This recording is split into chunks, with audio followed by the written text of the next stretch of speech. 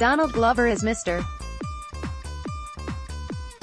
Lando Calrissian during Lando Summit. Photo, NBC, Will Heath, NBC Donald Glover Season 43 Episode 19 Editors rating 3 stars. People who enjoy saying, "Stay in your lane," must hate Donald Glover. Glover is a multifarious talent, one who doesn't rest on his laurels or stay comfortable for long. After making his name on Community, Glover bailed on it a bit early, tried his hand at stand-up and wrote raps, says Childish Gambino. In recent years, he's catapulted to the ranks of the creative elite as a musician, actor, and the creator-star of one of television's most fascinating, funny, and unpredictable series, Atlanta. Tonight, SNL plays with the fact that Glover is young Lando Calrissian in the new Star Wars film Solo, but is Glover as a writer and sketch comedian, too. He brings his own ideas to the table. A friend Michael Cohen, Ben Stiller, calls his boss Donald Trump, Alec Baldwin, after Giuliani's surprise announcement about the Stormy Daniels hush money. From there, the sketch is a flurry of activity as Cohen calls, or accidentally dials, everyone in the Trump camp, one by one. It's a star-studded lollapalooza of names and faces that would require 2 paragraphs just to list them all. Among the surprises, Ivanka Trump, Scarlett Johansson, Jared Kushner, Jimmy Fallon, Harold Bornstein, Martin Short, and the actual Stormy Daniels. Once Stormy gets on the line, Trump kicks Cohen off the call and gets to business. "I've never been so scared and horny at the same time," he says after she demands his resignation. Not sure there's a big point here, and the sketch panders to Stormy, but the bits featuring Short, Fallon, and Kate McKinnon as Rudy Giuliani are giggle-inducing. Glover auditioned for SNL twice and didn't get cast. Though he tells the crowd he's not bitter about his SNL rejection, he then wanders through the studio to show up the other cast members.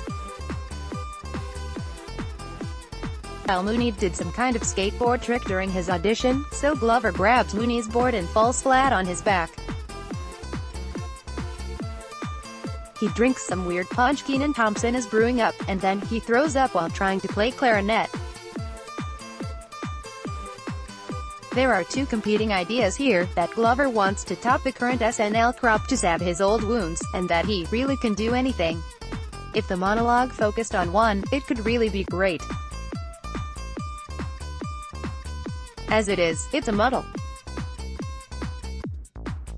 A plaintiff who visited Jurassic World with his friends, Mikey Day, takes the stand to talk about the dinosaurs that killed his friends and family. Seems like a clear-cut case, certain to go against the defendants, but it's time for the Jurassic World lawyer, Glover, to cross-examine. The park is not responsible for lost or damaged items, as it clearly states on the back of a bloody name badge one of his family members wore. Also, the first few seconds of poor Mr. Miller's Instagram story looks like everyone is having a good time.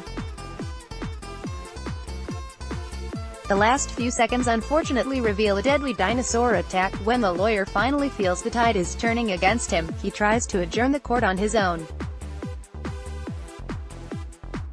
The sketch isn't sure whether to focus on the park or the lawyer, exactly, but Glover's strutting, wide-eyed shyster is a treat to watch.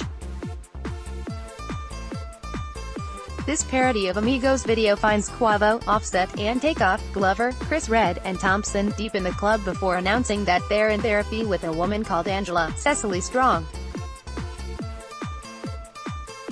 Soon, they're not just implying it, and the 3 of them are side by side on a couch making "I feel" statements while talking about how Quavo's purchase of an ice cream Lambo made Offset feel invisible. Soon, the trio reaffirms their friendship and makes a breakthrough, strolling out of the office like champs. In the lobby, they run into ASAP Rocky, the actual Rocky, and affirm their newfound connection. It's all a fun what if that shows Glover's love for the band he helped find fame. In the music video for a song called I Watched You, Barry Glover sings about his cheating lady, Cecily Strong, and then follows her to a bar to confront her. Once there, he stops singing and starts confessing. He cancelled all their credit cards, put all of her pricey jewelry up his ass, tried to cut off his penis, and so on. Once he gets to the part about pouring pee in his hair, his lady stops him to tell him something important. She isn't his lady, literally. Raz is wearing dark glasses, and it's night outside, so he didn't notice he was following the wife of mild-mannered drive. Reginald Saunders Thompson. Oops. An amusingly weird backstory for an 80s video, and funnier if you know the classic Oron Juice Jones hit, The Rain.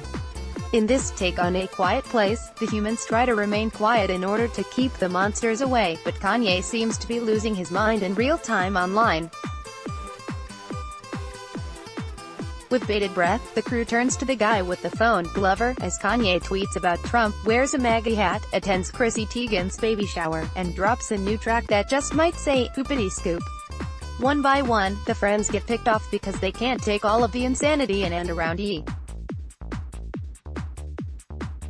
The final holdout just can't contain himself after witnessing Kanye's TMZ appearance and his claim that slavery was a choice. It's a solid parody, even if talking about Kanye has become exhausting. In order to spice things up in the bedroom, a guy, Glover, wants to talk dirty with his girlfriend, Melissa Villaseñor. Unfortunately for him, she doesn't quite get it. While he says things along the lines of, "You're a little slut," she counters with, "Your dad's dead. It's not hot." As their session goes on, she wants to role-play, "You're my little brother, bitch, now scram." It doesn't work, not when she pretends to be the Elephant Man, and definitely not when she does her Cosby impression.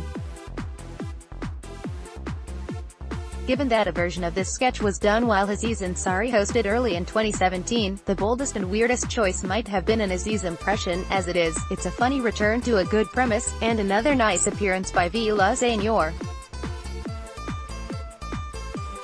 Well, the clock might be running out on Trump's presidency, so you know what that means, says Colin Yost at the top of Update. They're finally putting in Rudy. Cue the image of Giuliani's head grafted onto Sean Astin's body from the movie Rudy. The rest of the segment involves head-scratching about the Stormy Daniels payment, the Trump team's release of Robert Mueller's questions for the president, and whether the FBI knows enough to take down Trump. Even if you don't have enough evidence, just frame him, suggests Michael J. Are there different FBIs for white people and black people? Next, Pete Davidson rolls on to ask Yost and Che about hosting the Emmys. It's a jealous ribbing about their cute partnership, but it's not one of Davidson's better Update bits. There are just a few bits at the beginning of the second half, and the best by far is one in which an image of Kanye with the caption, "Slavery was a choice," appears over Michael Che's shoulder.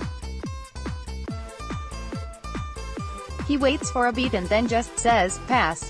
Then Leslie Jones comes on to give a tribute to all the raggedy-ass men she has dated while singing snippets of Sarah McLachlan's Angel. There's Stacy, whose mother tells Jones, "I had that boy, I know you can do much better." There's Rodney, who has several kids in need of support but is just a rapper that works at Panera Bread. Jones is charming and sells her material well, as always. At the Naboo Beachfront Hotel, all of the black people in the Star Wars galaxy gather for a weekend of food, drink, and an answer to the question, where the hell are all the black people in space? Including their host Lando Calrissian, Glover, they number 4 in total. While they're trying to keep their spirits up, it's a little sad. When encouraged to roar by revolutionary Saw Gerrera Thompson, it's just a few half-hearted cat growls. Pretty much everything other than meals have been cancelled due to low attendance. They take a moment to remember their dead colleagues. It's Mace Windu, and Mace Windu only. The sketch does revisit an incredibly valid question in a playful way, even if it doesn't stretch the premise very far. Though there's lots of brand synergy on tonight's show, the week's advertorial is for Barbie. Two Mattel social media gurus, Thompson and Strong, gather 3 interns, Gardner, Davidson, and Glover, to come up with fun captions for various sorts of playful Barbie pics. One intern is dumb, one points out the obvious, and the other can't stop thinking about Barbie's imagined, tragic past. Needless to say, none of them are good at it. Everything comes to a head when the morose intern, Glover, imagines Barbie overhearing someone say she is a toy and determining to commit suicide. These odd ruminations make up for an otherwise dull sketch. In a bare office setting somewhere behind bars, a trio of prisoners, Thompson, Red, and Glover, talk about their daily lives in between answering customer service calls. Their existence in prison is rough, involving shivs made of spoons, toilet cognac, and smearing poo on the guys who assault you in the bathroom. In contrast, when they answer their phones, they are as sweet as punch. It's a gorgeous Wednesday morning, one of them says, "This is Norman." Their conversation cuts back and forth until one psychopath, Bennett, is wheeled in, Hannibal Lecter style. Naturally, this man is the manager of the call center. The sketch has some funny moments, but is sadly probably not far off from the reality of things. For his first SNL hosting gig, Donald Glover shows up prepared to bring his acting and writing chops, too. Though the sketches meander a bit here and there, all of Glover's characters are incredibly well-defined and fun to watch, in particular his grandstanding lawyer in courtroom, Raz. Barbarian 80s music video, and his straight-faced intern in an otherwise uninspired Barbie Instagram. The cold open and update also have enough going on that they feel solid. It'll be interesting to see where the remaining 2 weeks of the season lead, with only Amy Schumer and Tiny Faye left to host. Saturday Night Live recap: Donald Glover brings it.